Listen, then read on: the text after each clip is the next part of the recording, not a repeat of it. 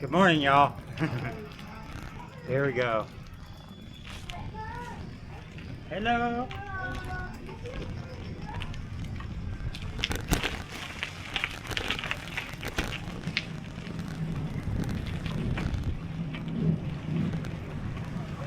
Hello.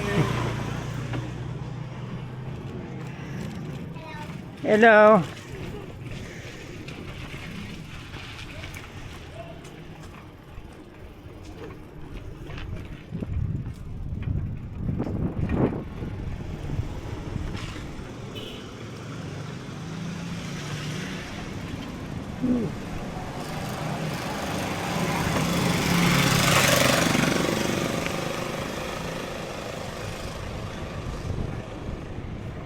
And we're off.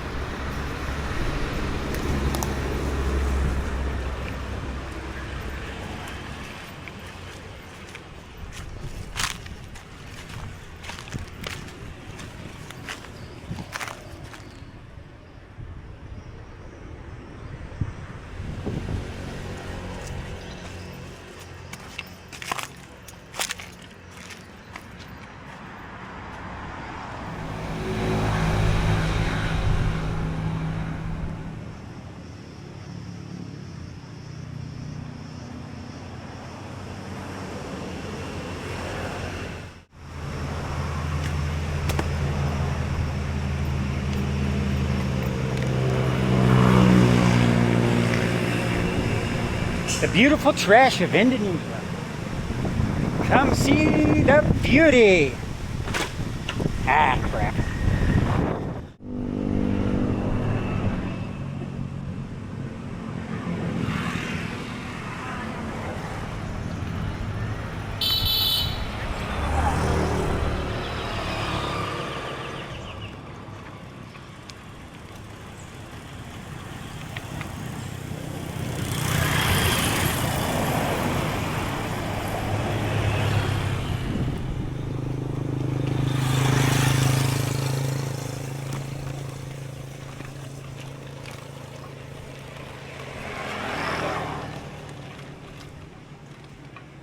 This is just a standard street in Indonesia with garbage everywhere.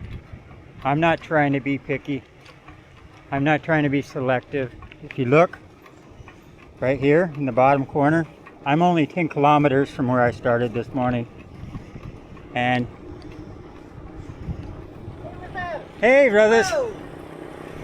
I decided to just be a little more honest today because I show a lot of beautiful spots.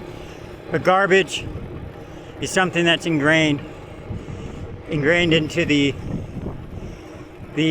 culture of Indonesia. So when you do come here, You have to expect to see garbage everywhere. Just unfortunate. Just everywhere alongside the road. Just caked into the landscape. Being caked, just like it's been there so long and just been grown over by bushes. But then you got the beauty on this side. So you gotta take the good with the bad, I guess. It's unfortunate that they don't, you know, it's a cultural thing. Even when there is a garbage can nearby, like in the Indomarts, people would rather throw their garbage, leave it on the table, and throw it on the ground than throw it in the garbage can, which is only 5 feet from them. Garbage, more garbage, more garbage, garbage. Hey, brother, how you doing? But the people are wonderful. Just the habits are bad. Ooh, Superman of a cow.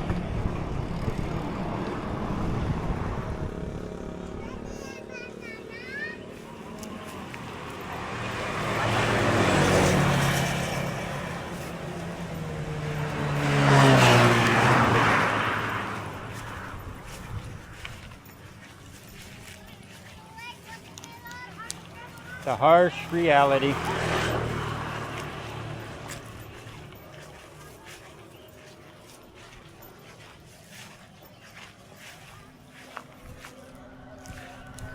With the beauty.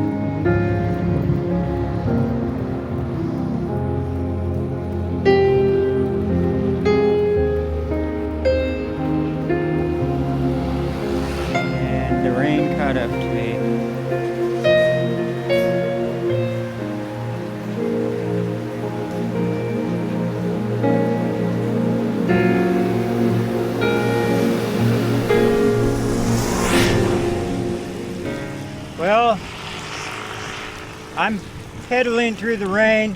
It's not real hard now. It goes off and on though. I located a camping spot out by a dam. It's about 10 kilometers still from here. By the time I get there, I'll be wet, and it'll be wet and muddy. But it's hard to find a spot in the rice fields, and that's one of the few patches that are not rice fields. So I'm heading there, and this rain doesn't look like it's gonna stop anytime soon, so that's what the rain gear is for.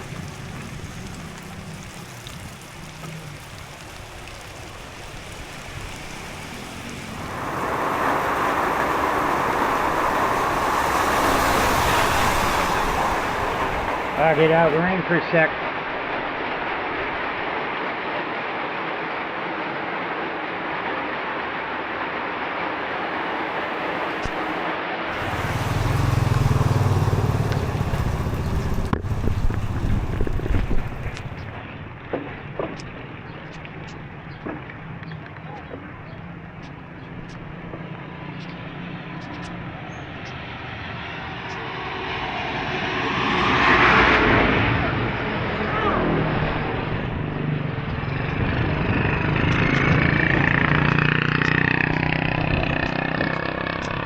That's a bad one.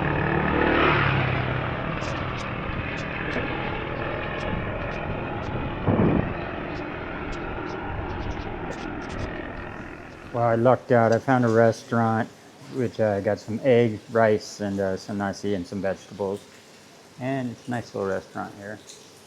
Right down the way from where I'm actually planning on camping. So, yeah. Give you a look around.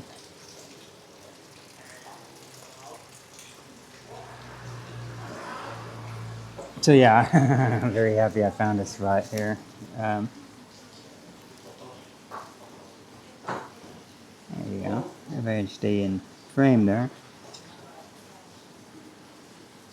Yeah, there you go. I give it a... So I'm literally just at like a kilometer or so right down that way. So I'm happy. And it's hot too. Still hot. That's awesome. Yeah, this will hit the spot before I go out. Cheers, mate. Next thing you'll see is me camping. Alright, we're coming up to the area that I'm planning on camping. It's actually down this way. Looks like I got an opening right here. I didn't need to cut through the lawn. So this is a spot I found on Google Maps. And yeah, right down this way. Goes out to like a water resort, reservoir, like dam. I love it when things turn out right, you know, perfect. I was able to locate that restaurant before getting here. There was a gas station right after that. I was able to go in and take a bucket bath, clean today's sweat off me, and then right out here to my camp area. I don't have to go far. I won't build up another sweat.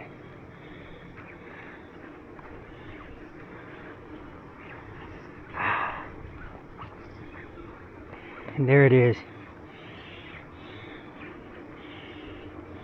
You can see it coming into view. Okay, I'm probably gonna need to go uphill.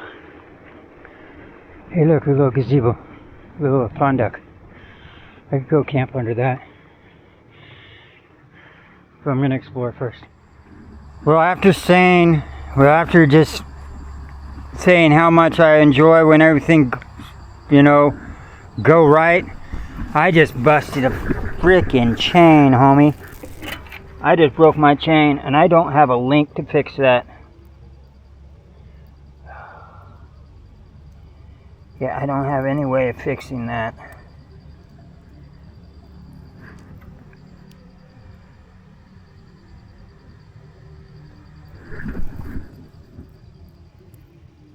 Damn. So I didn't even make it up the hill here. So I'm going over to the pond duck down there. I see one little monkey walking around. I hope there are not going to be problems tonight. I think that's a monkey. It's either that or yeah, pretty sure it's a monkey. So yeah, I'm kind of out in the middle of nowhere. I already slipped and fell because this concrete's all got like moss on it, so I slipped, fell, got up, my strap on my foot wants to take, you know, my Velcro wants to unleash on me, and then the chain snapped like simultaneously, one after the other within just 1 minute. So yeah, I think I'm gonna camp right over there at the pond duct. I don't think anybody will bother me, and if they do, you know, I'm stranded, and I'm gonna have to figure out this mess. I really don't know what to do, because I know there's not a bicycle shop anywhere close to this, and that link is for a bicycle chain and not a scooter chain. Yeah. These things. Oh well. Right. Yeah, not just a little bit of monkeys. There's a lot of monkeys there. The thing about monkeys is they're thieves. There's quite a few of them. Well, I'm gonna go in over here anyway because it's covered and it'll be dry underneath, and I'm gonna have to think about if I can do the repairs myself.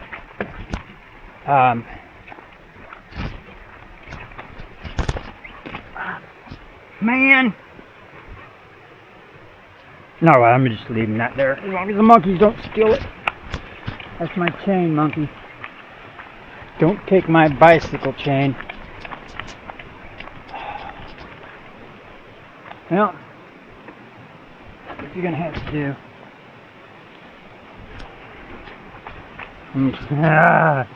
This is getting frustrating really fast. Everything wants to go sideways on me. That wants to fall over, I know. Kickstand sucks on that thing.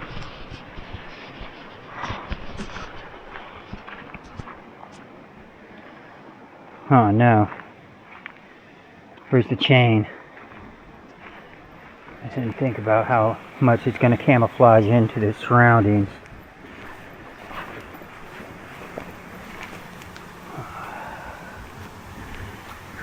Oh, great. Dang it. See how much that camouflages right in? Jeez. So I gotta see if I can actually fix this. Let's see what this looks like. It's like a trash burner. I burned some stuff. Yeah, this is clean enough underneath. And there's small holes in the roof, but I can just put my rain tarp on. Didn't look like there's monkey poo on everything, so that's what my main concern was, that the monkeys didn't crap over everything. Oh, that would be nice to get a fire going, because I don't see any wood that I could burn. I don't really want to, all the garbage is wet. Alright, that's it guys. I don't want to make this too long. Pretty sure that was a sign at one time. Either broken by the monkeys or hooligans throwing rocks at it. So you have a feeling that the sign's probably right on the other side. And parts of it are. That's too bad. Says no pedestrians, but then they paint this a super big color, like, you know, inviting you to walk across.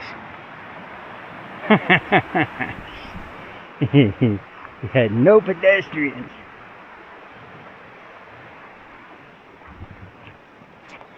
Alright, this is home sweet home, guys and gals. Monkeys are small monkeys, so I'm not too concerned about that. And it's just a hiccup, you know, that's all it is. It's just a bump in the road. And I gotta figure out, it looks like I might be able to, I put on half hitches before, the half links, when I was building my motorized bicycles to shorten like the chain or whatever. And there's that link, the connecting link, I think that's what actually released. So there is actually one link that's actually connects. And so if that's the case, I might be able to fit it together, but I will definitely need to get a new chain before, when I get somewhere else. But as long as I can get somewhere else, that's my main concern. Otherwise, I'll be hitchhiking. Alright, I'm going to get that over here. Here, let me show you what I mean real quick. Sometimes pictures are better than words, right? So, yeah, the chain has got all its links together, but there's one connecting link. So after the whole thing's spread together, you see how these are all basically rivets, rivet, right? On this side, rivet. And we have this one connecting link. So it's not a rivet. It's a, if you notice, let's see, I don't have my other lens on, so just notice the indentation on it. That's so this can swing up after it connects together. This part goes through this part, so like so, and then on this side you just basically connect it in. Let's see, and it'll slide into place, and I do actually believe that's what it is. So yeah, and it just needs to be bent out. It's, if you look at it, it bent a little from me going uphill. A little bit too much stress on that chain. So I'll bend it back and get this going where at least I can roll down the street. So that's the main concern, is if I can get to another bicycle chain shop that'll be able to carry these chains. I also have 2 spokes that are broken on a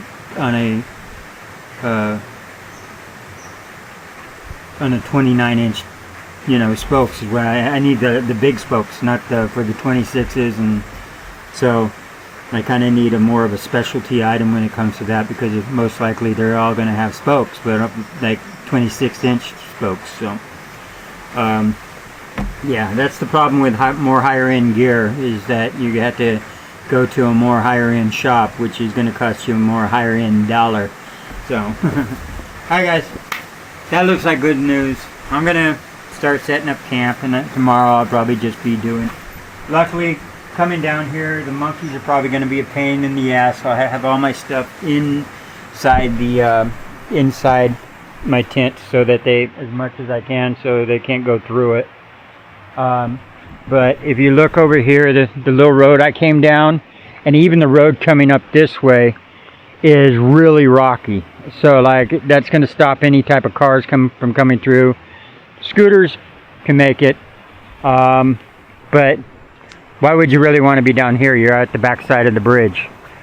All the people that want the view is going to be up on the top, and all the fishermen up top, and that view of the mountain is going to probably be pretty outstanding tomorrow. So it's on the other side though. That's it guys, I'm going to set up my tent.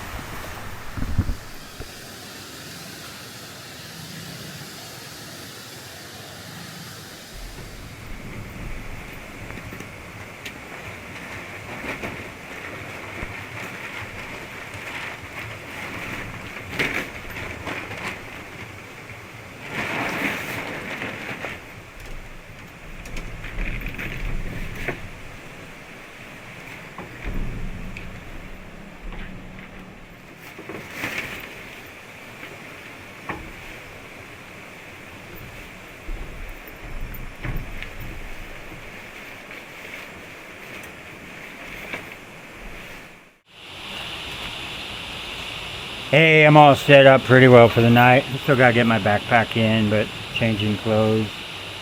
Still fairly clean from the shower I took earlier.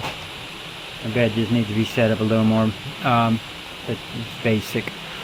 Decided to actually film something real quick. I'm putting up like a clothesline between the rafters here, so I can hang up like a shirt. Yeah, I'm taking the chance with the monkeys that the monkeys might try and get it. But I have a big old monkey be good stick right here. It was kind of like the bamboo walking sticks at that temple I went to. I can't remember where it was, but it's like, oh, I don't need a walking stick, just go upstairs. And because they had a big cage of, you know, bamboo walking sticks, it was like, take one. And as someone was coming down, he's like, hey, you need this. And I'm like, no, I don't need it. He's like, no, it's not for walking, it's for smacking the monkeys. They see you with a stick, they'll leave you alone. If you don't have a stick, they'll get you. So anyway, I have some elastic cord. I keep forgetting I have this. I stripped apart an elastic belt that was woven to get this. It's usually I was using it on my tarps when I needed that extra stretch to get you know, my tarp on my hammock, to get that extra length that I need around a tree. The good thing about elastic is it gives, but then it snaps right back. You know, shock cord is, I guess, the proper name for it. But yeah, so shock cord will always keep your tarp more or less tight, but at the same time it'll give in a heavy wind and then re-snap back. So anyway, one of the ways I tied my lines, not just shock cord, but also any of the 550 paracord or whatever on my tarps, and to make like a porch effect when I was living in the field, was I found this very handy. Is take and tie a loop at the end of your cord, or your paracord, which is just a overhand knot. So take the two ends, stick them together, and then and then just double this back on itself, so you have I should have made that one a little bit bigger. Just basically a loop at the end, right? And what this is good for is, let's see if I can just adjust this a little. You'll need a stick, and it's just an anchor point. So you come across wherever you want to tie this off, and then you just feed a little bit of the main line, the running line, through your loop out the other side, and then stick the stick in, and it just anchors down, and we'll do the same thing on the other side. And the reason why I'm going to just use like a nail on the other side, although I do have a stick. The reason why it's one of my preferred methods is because it cinches down. So come through, and you can either go either way, it doesn't really matter. You can actually, if you want to, you can go this way, pull this through the main line right through, and cinch this, put it in, and what this causes is it's very easy to undo the whole thing. You just pull it and the whole thing comes out. But if you also need to tighten it down, you just cinch it that way. And broke the line. That's a snap in the line, not in my knot. So yeah, I'll retie this. Alright, I tied the ends back together. So I got the loop, the stick.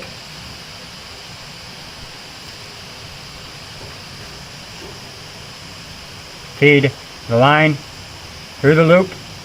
Give yourself enough room to feed the stick in. That can be difficult at times, but there you go. Now when you want to tighten it, you just basically, wherever this line is, so you can see the line goes over the stick, and this way you want to pull on this part then, because this is the actual line. And then you just move the stick down to tighten, tighten, tighten. And it won't come undone because of the tension that's caused between the pulling of the line and tightening on the stick. And then when you want to take it off, you just, and you're done. It comes right apart. So I'm pretty sure there's a lot of people out there that probably used that before. Maybe no one has, I don't know. It was something I figured out. I don't think I've ever seen it. At least I don't remember seeing it. But There's so many methods of actually setting up a tarp and stuff. I'm bound to have seen it. I just don't remember. I remember discovering it on my own. So, not meaning that I invented it. I just figured it out on by myself, and I've been using it a lot. So hopefully that helps someone. Maybe like Matt or someone that likes to go out camping once in a while. Alright guys, home sweet home. That was just a little bushcraft thing. I'm gonna set the line back up and hang up my clothes, and the chain thing is just gonna have to wait for tomorrow. But one good thing though is look at that mountain. I did find a good camping spot after all, and it's gonna be quiet and peaceful because honestly there's nothing around here but the monkeys. Yeah, not a bad camp spot at all. Good night, y'all, and we'll figure this all out tomorrow.